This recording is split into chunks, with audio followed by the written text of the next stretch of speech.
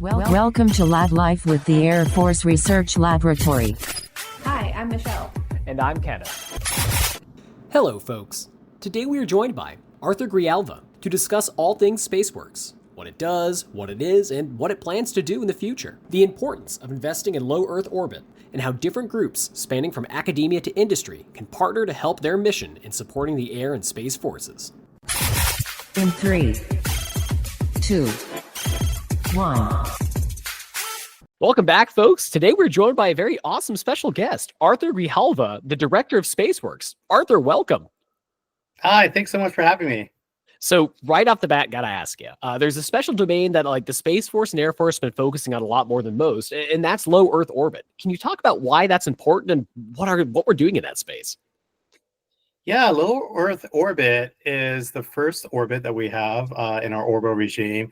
And what's really great about it is that's really how we kick off a lot of our activities in space. Is first you go low Earth orbit, and then you can go up into MEO or GEO. It's a little bit higher in the orbits. Yeah, I mean, it's important for the commercial market, and it's something that we focus on here at SpaceWERX. Glad you said that, because the reason we want to bring this up here is because you're directing a SpaceWERX means you're focusing a lot of stuff over our heads in the stars. So taking a step back from low Earth orbit, kind of back down here where we are in terra firma, some may say, you work at SpaceWERX. So can you tell us what SpaceWERX is and what is your role there being the director? Yeah, so SpaceWERX kicked off back in 2021. So we're a little over 3 years old now, going to be 4 soon. And really, SpaceWERX is all about partnering. And the partnerships are important because as we step into this new era for the Space Force and the Air Force, we really want to be as competitive as we can. And the way we do that is by focusing on innovation, ingenuity, and all that really comes out from the academic side, from industry, and then really from the government, all working together and partnering together to be able to tap into that. So here at SpaceWERX, we invest into innovative ideas that could be, maybe $100,000 for a study, all the way up to our bigger efforts or STRATFI, strategic funding increases.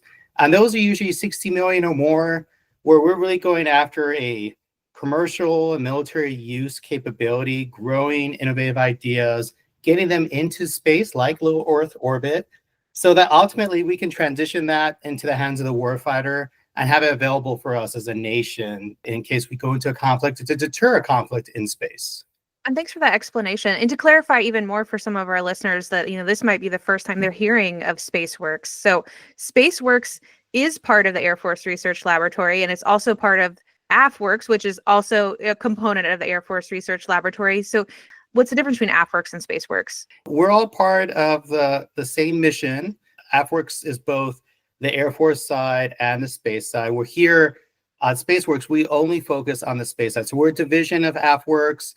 In total, AFWERX invests about 1.5 billion per year into the innovation ecosystem. On the SpaceWERX side, we're about a third of that.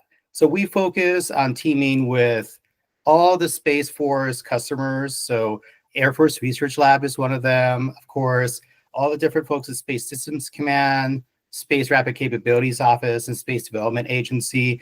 We also work with the combatant commands and the operators to see, hey, how can we team together, deliver what you need, and prioritize our investments against those? So really, SpaceWERX is just focusing on space, where AFWERX has more of the Department of the Air Force look, which is the Air Force and Space Force. And real quick, for the benefit of our listeners too, you mentioned an interesting subject here, the innovation ecosystem. I know we kind of touched on, and we're going to go deeper into who's partnering there. I just want to get into what that means first. So is this just buying up ideas, buying up technologies, or a mix of both? We put a lot of bets out there. So when I talk to the team and say hey, what do we do? We're really focused on risk and buying down risk for ingenuity so that we could deliver that into the hands of the warfighter. When I say risk, it's really the risk of these technologies. How do you grow them? How do you scale them? How do you put them in the right representative environment so that when we need them in a time of need, rest assured that they're going to actually work? That is really important for a place like the Air Force Research Lab or for AFWERX and SpaceWERX, is delivering capabilities and making sure that they'll actually work in a time of need. So I want to go back to something you mentioned kind of at the top, which is about who we can partner with or why. So a big element of this is we need people to help answer the Air Force and Space Force's goals. So is there any specific people we're looking for? Like you said, it really is people with great ideas that can connect with you. And part two of that question is, how can they connect if they have that idea? Or are we reaching out to them? We are always connecting with folks. And what I always tell everyone is a great resource is spaceworks.us. So space, SPACE, and then works is WERX.US. So that's where we put all of our solicitations, all of our upcoming events. It's really the best place to stay tuned on what we're doing. We're also on all the various socials, especially on LinkedIn. So that's a great resource as well. I think our best way to connect with folks is our challenge events. So our challenge events is when we really go out there and say like, hey, we have these really big problems. And a few examples are tactically responsive space, spaceport of the future, alternative position navigation and timing, sustained space maneuver. Our most recent one is resilient satellite communications. And what we do is we go out, we propose like, hey, we're having this challenge. And then we really invite academia, industry, private capital investments like venture capitalists, and government and operators, everyone coming together. How can we define this problem and this challenge?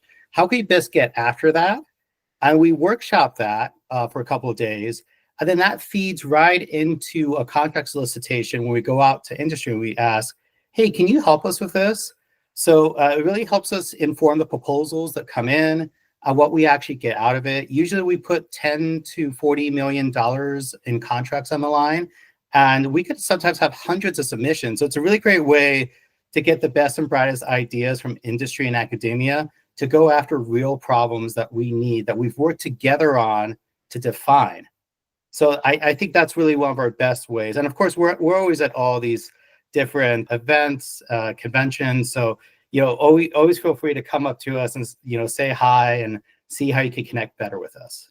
I'm glad you mentioned challenges, and that's something we can definitely dive into here, like a little deeper if need be. But I want to clarify something. So it sounds like a lot of what SpaceWERX is working with, and a lot of our direction obviously is coming up from guidance, whether it be from SecAF, the Air Force itself, Space Force. But here you're actually talking to some people on the ground and saying, hey, what issues are you seeing? So is this a place you said you can discuss to find issues? Or are you more informing people, hey, we need an answer to this question? I guess how much are we meeting with other people in the middle versus just saying, can you help solve this? It's definitely in the middle. The whole purpose of it is to workshop ideas. It helps us see what's out there in the market, because a lot of the times the government, we usually, we have our best intentions. We give all these requirements and here's everything that we need, but we might have missed some great ideas. So what's awesome about the challenge is that we work together, government, industry, and academia, and even, some of the venture capitalist side.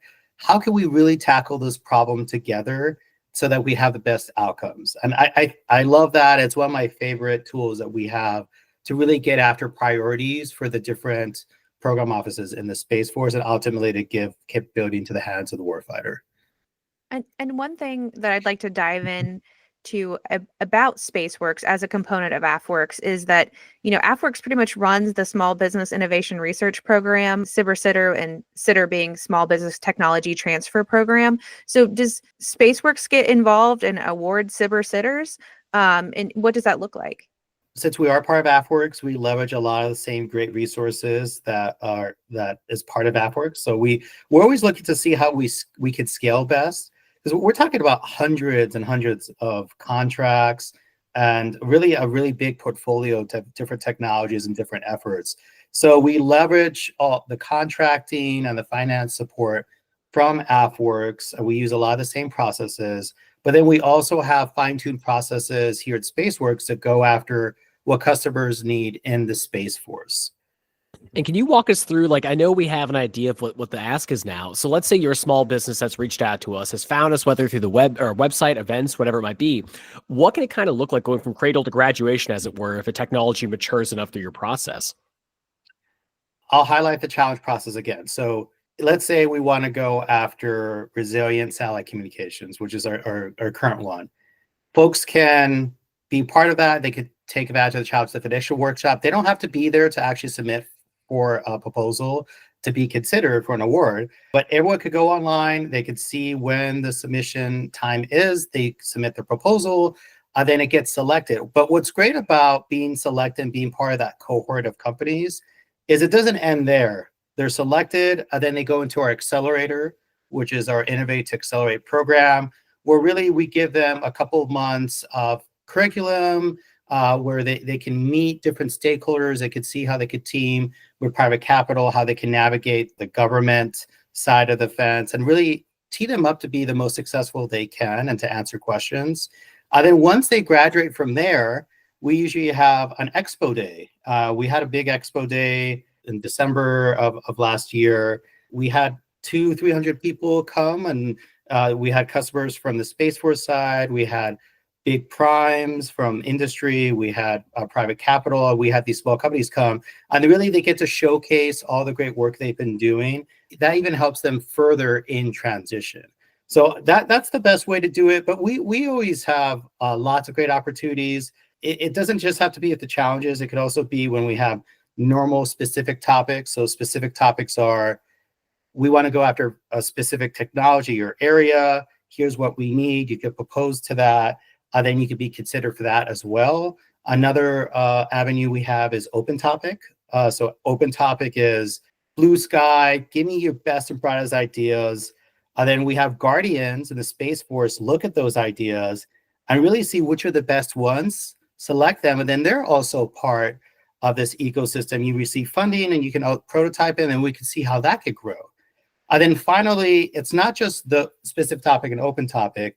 You could go from those, which could be $100,000 to $2 million, and you can have follow-on contracts. So a follow-on effort could be a TAC-FI or a STRAT-FI.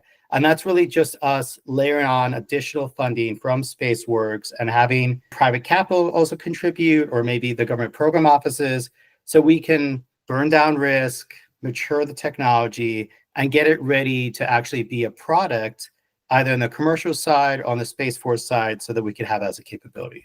I mean, one benefit right off the bat that I think is incredible is the fact that in these kind of processes, you're acting as educators, like how to partner with the government, work with us, and understand some of the flows. So regardless, that there's a huge benefit to like small businesses there. And the Expo Day is great. What a cool way to show off, hey, this is what we've been working on. Do you need some more funding here? And a way to make those connections. I'm curious though, so are there any limiting factors for these challenges? Like who can take part? Can a business be too large? Can an idea be too far development? Like what would limit somebody from taking part? So we focus on small businesses and startups. Usually what that means is if you have less than 500 employees in your company, you're probably a small business that we can work with. On top of that, we do work with the domestic market. So this is just companies that are US companies. And then there could be a lot there. So, please reach out to us if you fear that you don't qualify. That's what we mostly focus on. So not to say we don't also work with big primes to see how we could work together and maybe have some of these great innovative ideas pipe into what they're doing, because they do that as well. But that's where our funding would be for small companies and startups, and also nonprofits, academic institutions as well. So Arthur, thanks for explaining to our listeners how they can kind of get their foot in the door through your favorite challenges or exploring the many other ways to connect with SpaceWERX. Check out that website, spacewerx.us. We need partners to make our mission happen. And, as you reflect on your career and your current role, do you have any advice for those startups or new entities that are trying to enter the space sector or really, launch, they have these great ideas, and what would you advise them to do? Well, aside from participating by going on the SpaceWERX.us website and all our great events, I say really keep the passion. My favorite part of the job is actually talking to these startups and founders. They're so passionate, and you can really tell that the team is very mission focused. And really, you guys could go much faster than we can on the government side. I've seen garage door ideas turn into space vehicle production sites in less than 3 years. So it's really amazing what can be done there. And just keep up the passion, because that's what we need if we want to continue winning as a nation together. Thanks for joining us today. Yeah, awesome. Thanks for having me. Love partnering, and I make this kind of a joke sometimes. But hey, we're the government, and we're here to help. But in all seriousness, we want the help. So please reach out to us, and we look forward to teaming more. Thank you again, Arthur. I can't express enough how awesome it was to talk to you here. We have a lot of other bonus things you may be dropping in the pod, possible Star Wars conversations. If you heard it, you heard it. If not, we'll see if it comes up. But one thing I do know is I can look out for you all to a multitude of events this year and, of course, years going ahead. You can see a lot of these on the website. So if you're ever wondering where to find SpaceWERX, looking to partner or see where they're present, check out the web. Or you can at least see them at things like AFA's Airspace and Cyber, Air Warfare Symposium, and Space Symposium, amongst others. But for sure, if you're there, check out their booth. Thank you again, Arthur, for joining us. Make sure to follow us on social media at Facebook, Twitter, LinkedIn, Instagram, and YouTube at AF Research Lab. And remember, stay curious. Logging off.